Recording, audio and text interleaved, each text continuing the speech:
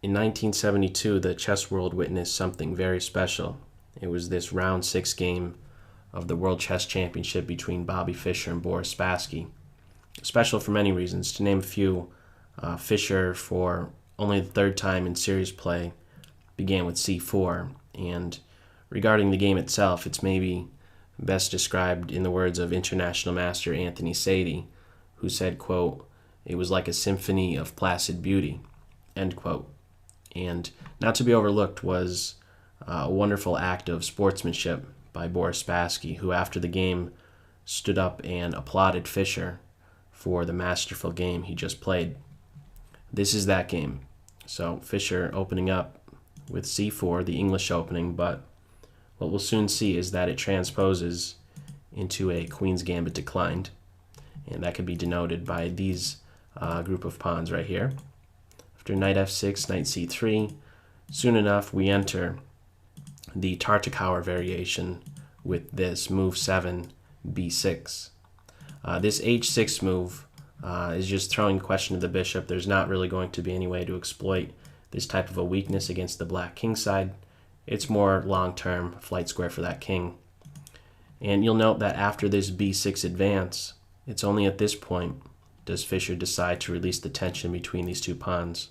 Only after this bishop, only after black has spent a move in creating a new door for this bishop. If white is to capture maybe prior to that b6 move, then the bishop can make use of this classic diagonal. But again, only after that b6 advance does white now clarify the structure in the center, capturing on d5. We do have a series of exchanges, and after the smoke clears, this is the pawn structure we're now dealt with. Rook c1, logical enough, applying pressure to this c7 pawn. Bishop e6, a curious move. One may think, why not just play to b7? b6 was played for a purpose, but black is going forward with the bishop e6 move. If you do a quick comparison between this e6 square and b7 square, some of the differences may include, well, from b7 it's unprotected, e6 it's not, and additionally the bishop might want to later make use of, let's say, f5, or even harass the knight by playing to g4. So now queen a4, and one of the interesting things, in my opinion, with this game is how the white queen makes use of the whole chessboard, or really, maybe better stated, wherever she is, that's where the ensuing play will take place. So right now, the stuff is happening on the queen side after this queen a4 move.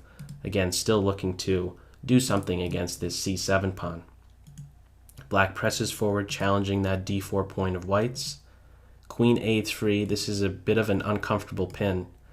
A third piece is now hitting that c5 pawn, rook, pawn, and queen. It needs additional support. Rook c8 is decided on, and now more development by white.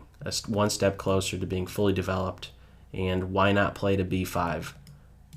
In some sense, you're just boxing out that knight on b8. a6 is, for the moment, not yet a threat, since this rook is unprotected, so there's no need to react to a threat that's not there. Instead, we just have more clarification in the center with d takes c, b takes c, and the resulting structure is the hanging pawn structure. So ideally, white would like to have both rooks on the c and d file, applying pressure to these guys. White castles, fully developed, and now only after rook a7 and the queen now defending that rook does white react with bishop e2, just tucking it away. And just taking a snapshot of this position right here, it just seems so smooth right now. The knight on a classic square f3, the bishop tucked away on e2, a rook very well placed. Soon enough, the f rook, one would think, is going to be placed to the d1 square. Black being still in this slightly awkward pin. Okay, yes, it's protected right here, but on the black end, look at the disjointed nature between these rooks right here. And the knight still on its home square, an isolated pawn on a6. After just these 17 moves, okay, it's a pretty decent amount of moves, but the differences between both sides, I think, is a great one. And soon enough, what we'll see is an additional imbalance taking place. As it stands right now, it's just with regard to the pawn structure, this hanging pawn structure.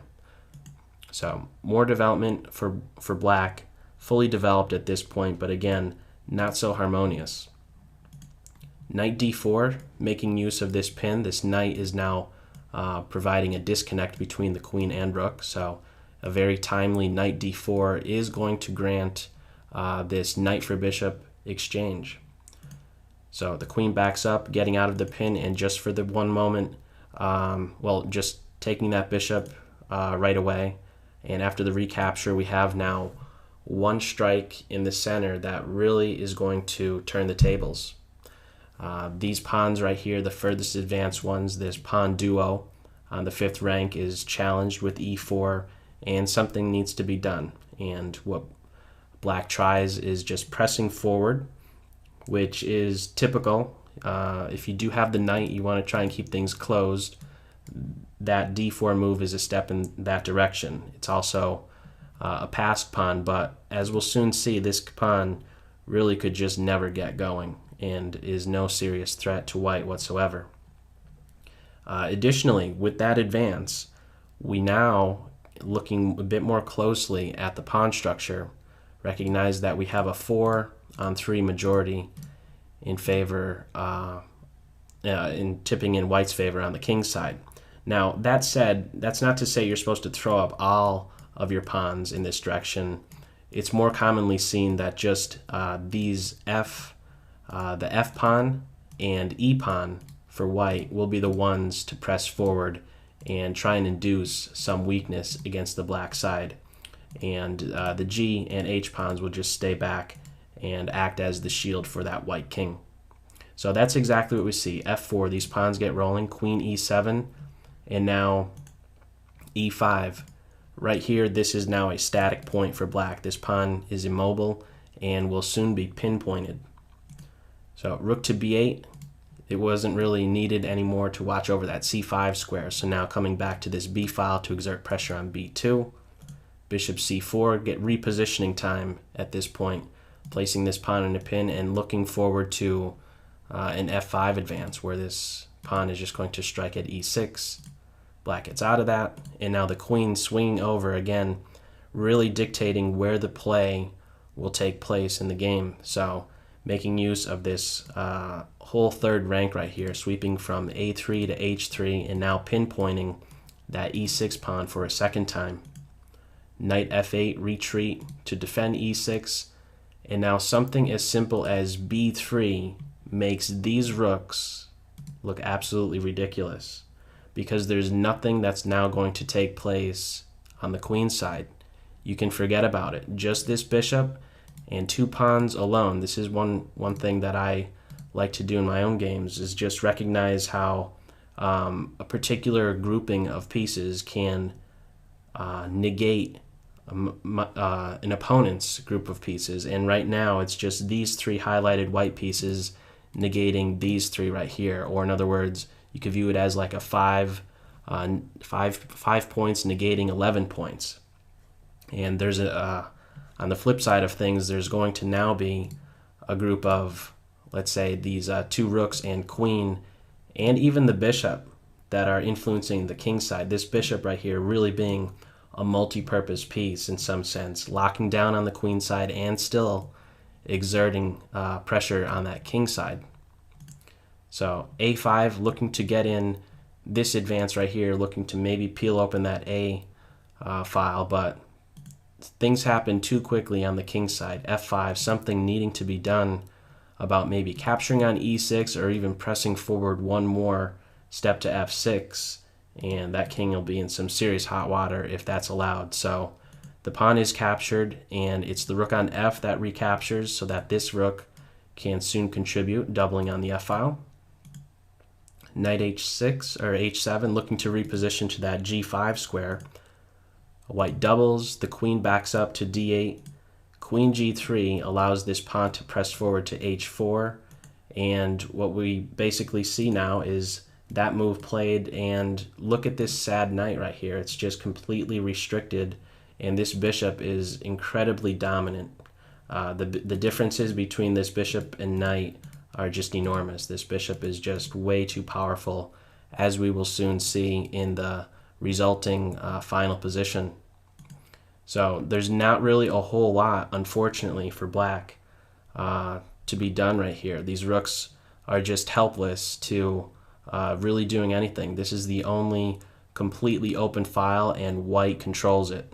It really cannot be contested whatsoever. So pressing forward with e6, rook c7, defending this c5 pawn, queen e7, repositioning for white, and unfortunately for black, for pretty much the duration of the game, just can do nothing more than just shuffle the queen on these d8 and e8 squares. So basically emphasizing at this point is white, you know what, black has nothing to do. Just a4 doesn't even allow the possibility for black to play a4 and create some opening on the queen side.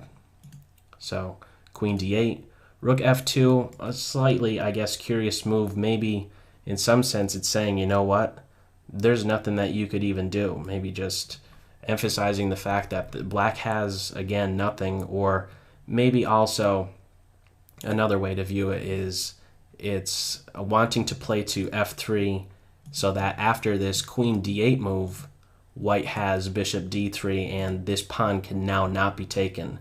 White may be wanting this particular sequence to come about so that bishop d3 could be played, and there's not going to now be rook takes pawn. If the queen was still on e8, this would now be available after the bishop d3 move.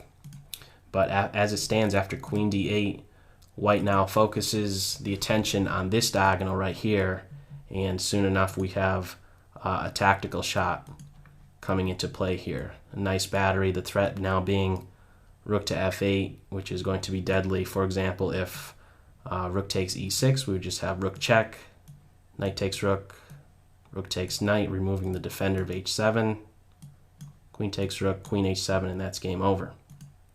So rook takes pawn is not played. Instead, what is tried is just a knight move to f6, but Fischer just rips the position right open, grabbing that knight, recapture a couple times on f6, and king to g8. This is a hopeless position for white. What is tried is just king g8, but after bishop c4, the king is just having to get off of this diagonal so that this rook maybe has the possibility to move. Moving it now is going to allow the pawn to just press forward one step closer to queening, as well as having a discovered check against the king. So the king goes back to the corner, but after queen to f4, black can do nothing more than resign right here. The threats are just way too much. We have the possibilities for rook to f8, winning the queen, rook takes h6, check, queen takes h6, check. There's not really a whole lot black can do. Just to show one variation, if the king is to, let's say, come back over to g8, we could have queen takes h6, and with now the threat of rook g6 check and pawn push, there's really not really a whole lot black can do, just kind of making a passing move. If rook b7, we could have this check, rook block, pawn push, discovered check, and what to do. The queen has to block. You could pick your favorite way to mate at this point, promotion or just capturing right here. However you slice it, black is beat from this position after Fischer's 41st move, queen to f4. In this video, it's really my hope that it acts as a great example of how the whole chessboard can be made use of, and how seemingly simple moves can translate into a significant advantage, and of how competitors of this great game can, or really should, carry themselves in a similar way as Boris Spassky did in defeat.